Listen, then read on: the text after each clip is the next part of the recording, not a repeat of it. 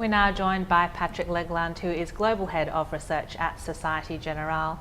Patrick, you've mentioned this morning that we need more of the so-called right QE or QE to be done in the right way in Europe to stimulate growth. What did you mean by that?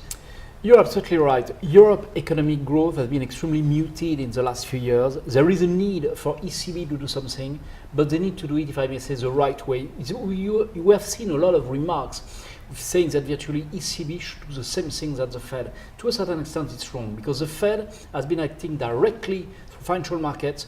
We need to keep in mind that financial markets finance roughly 80% of corporates in the US, the rest for banks. In Europe, that's the reverse. Then if ECB does something, it would have one or another to be directed through banks. Right. And how well do you think Europe is juggling, say, fiscal discipline and austerity measures on one hand with the need to stimulate growth on the other hand? Are they getting that balance right? Only to a certain extent. Because if you take Germany, which is a very interesting example, Germany virtually this year has no budget deficit. But despite this, their debt as a percentage of GDP continues to go up. And it means that if you don't have any growth, it's impossible to curb your debt. And obviously, it's clear that now political leaders in Europe have understood this, and they try to find solutions to address growth and growth stimulus.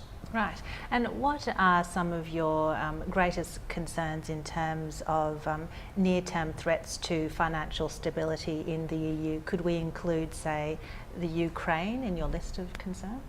To be frank, I think both ECB and European authorities did a very, very good work in terms of addressing risk and systemic risk. Yes, Ukraine is a risk, but I will not overstate this risk. It creates some volatility, but I don't see Ukraine, if I may say, fully destabilizing European economy or financial systems.